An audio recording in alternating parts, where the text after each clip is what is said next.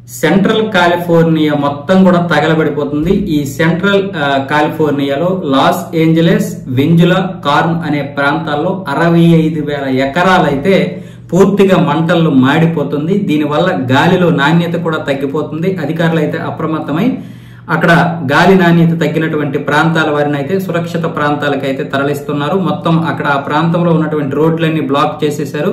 దీనివల్ల ప్రజలు కూడా తీవ్ర ఇబ్బందికి గురయ్యారు. ముగ్గురికైతే గాయాలయ్యాయి. కొంతమందికి అయితే ఊపిరాడక కూడా చాలా మంది శ్వాసకోశ ఇబ్బందితో బాధపడుతుంటే వారిని కూడా ఆసుపత్రులనైతే చేర్పించారు. ఇద్దరినైతే హెలికాప్టర్లో అత్యవసరంగా తీసుకెళ్లడం జరిగింది.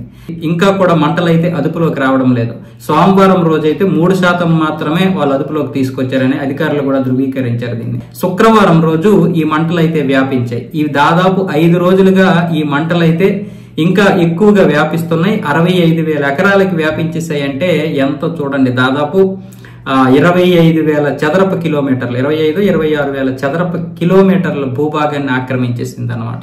అంటే 240-250 చదరపు కిలోమీటర్ల భూభాగాన్ని అయితే ఆక్రమించింది. ఇంత పెద్ద భూభాగంలో ఉన్నటువంటి ప్రజలందరూ కూడా గాలి నాణ్యతతో బాధపడడం అంటే అది చాలా పెద్ద ప్రమాదమే. అంతేకాకుండా ఇంతకు ముందు కూడా అమెరికాలో హాలీవుడ్ ప్రాంతంలో చాలా వరకు కాలిపోయింది. అప్పుడు కూడా చాలా తీవ్రమైనటువంటి ఇబ్బందులకు అయితే గురయ్యారు. ప్రస్తుతం ఇప్పుడు ఎండలు కూడా చాలా ఎక్కువగా ఉన్నాయి అక్కడ.